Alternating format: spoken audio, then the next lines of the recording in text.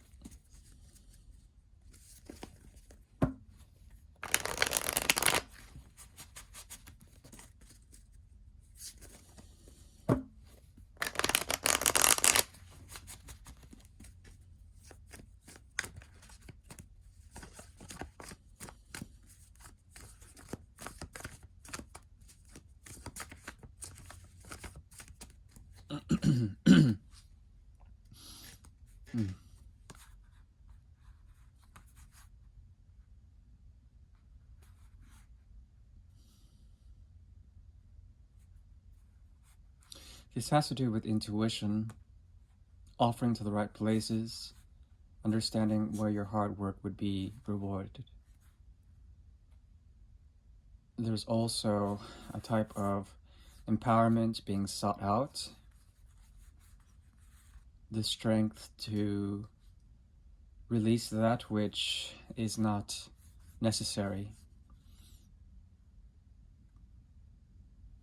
You will find power through your hard work and your efforts around the expansion of certain intuitive insights that are based on what you can consume, what you can bring in, what you can digest, what you can project out. Okay? There's a projection of hard work here that may be seen as trying too hard to others. There's also a possibility that you may be offering to a place your efforts, your creative forces may be offered to a place that doesn't need cooperation in some sort of way. Therefore, there is a reassessment going on here. Hard work in trying to discern and trying to understand where to expand your energy, your efforts. Okay? That's what I'm seeing. It's in terms of action, in terms of mode or karma. Okay, there's a choice that you made in the past. Now there is a need to find patience within this choice. You are going to be handed the torch, or perhaps given a sense of inspiration when it comes to especially the combination of efforts with others. There's a cooperative nature to what you may be going through now, but like I said, there is a possibility that those offers may not be openly sort of accepted, especially if they are emotional of nature. There's something about this reading that has to do with the negotiation, especially of ways in which you can walk the path of reality, of realism, and practicality, and negotiating offers that may be coming in for you. Okay, a great deal of them in the past, especially. But intuitively, you may be searching for something different away from your commonplace, and especially commonplace in terms of romance. You will not settle for that. There also is a possibility of very strong, creative, compelling forces that have to do with the energy of Taurus, especially, of really finding a way to find pleasure within that which you find your everyday, or that which you find your what you've naturally are inclined to like. Okay, there is something about this that has to do with especially your seventh house here, moving back excuse me and negotiating the roads that of which you have walked already.